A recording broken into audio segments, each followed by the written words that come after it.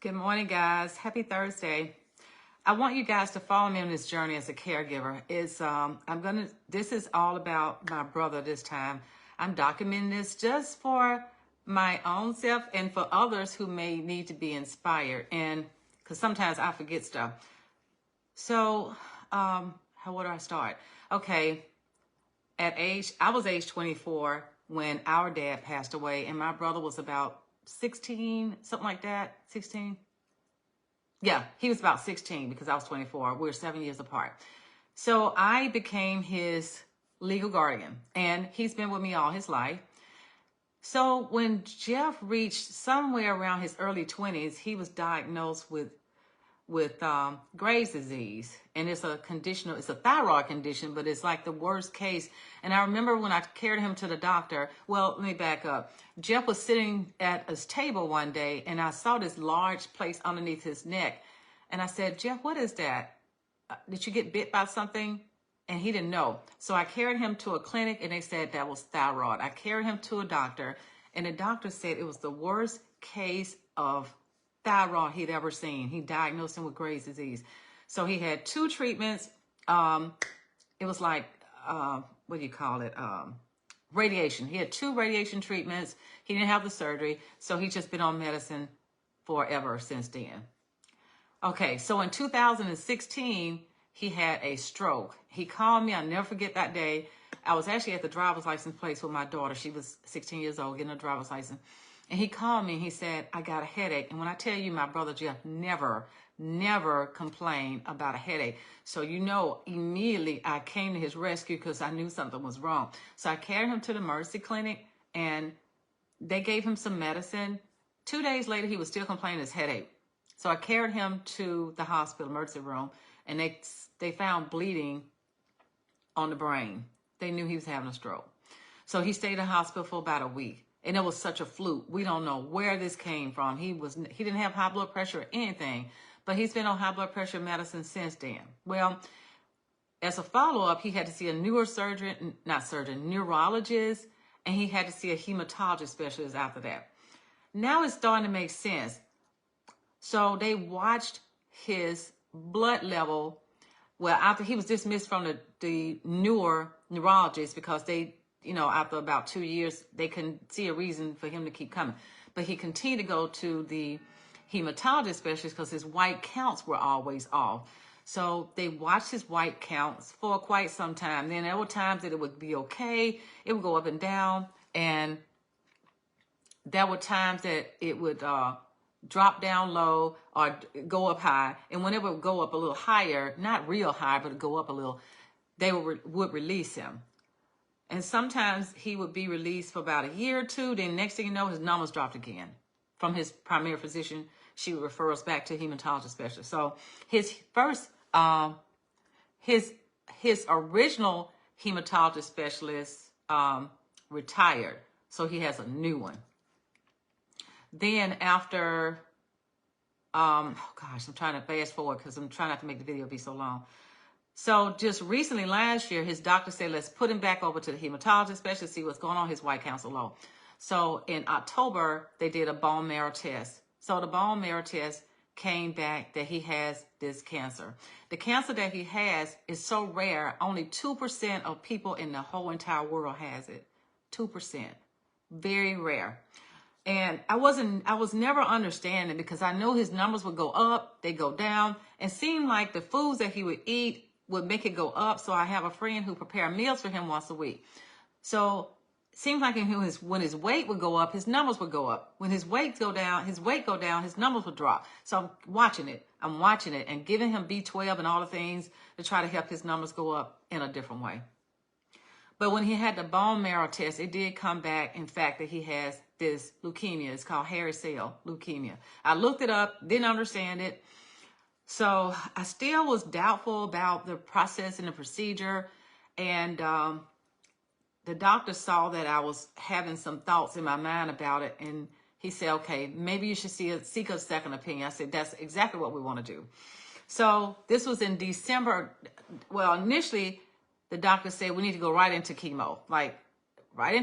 And you're not going to even do any more tests to see if this, in fact, is the situation. So that was another reason why I was having the apprehension, because he was wanting to go straight into chemo without looking at anything else. And I'm still having these doubts in my mind. Well, why is his numbers going up and down? What is the reason for that? So we got an appointment to see a cancer specialist at UAB in February. That was in December. They didn't have any appointments sooner than that, so we just had to wait.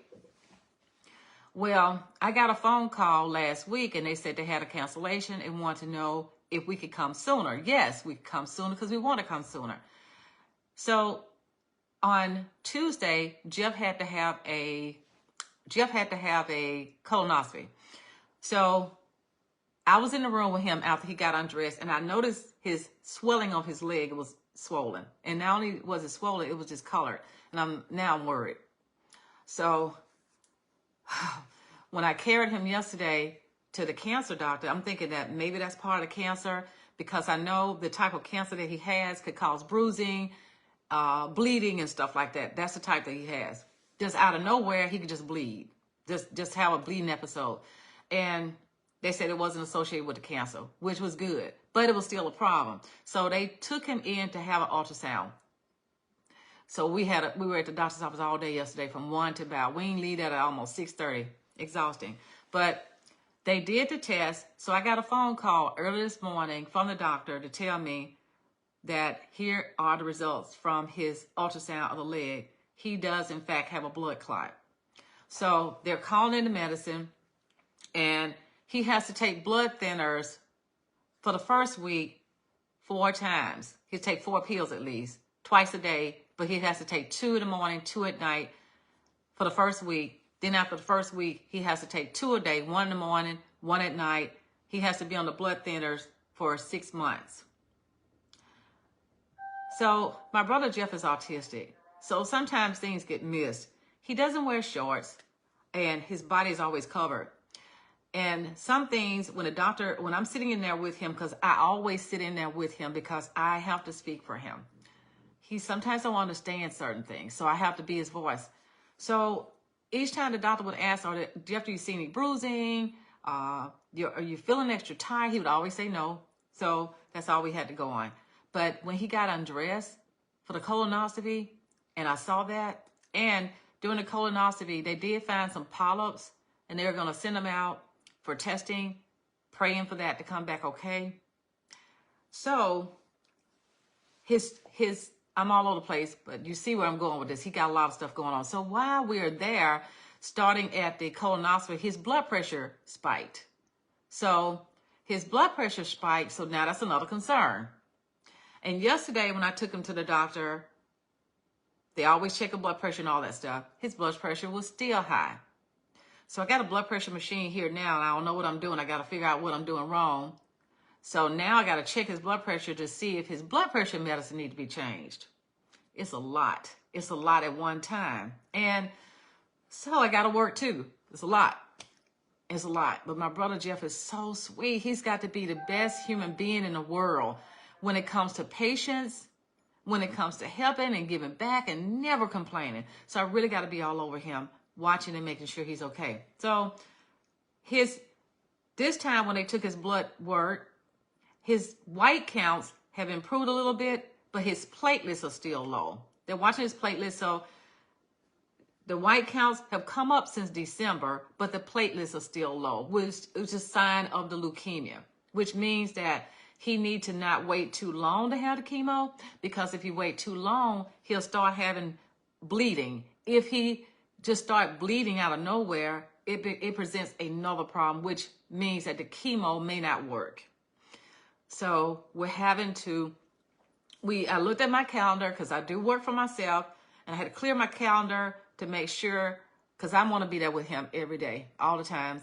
So we got to set up for March 17th, and the doctor said that was okay because his white counts did come up some. In December, the white numbers were way low, but they come up some, and I'm sure it's because of the way he's eating. Thank God that we prepare things that he needs. So his chemo will start March 17th.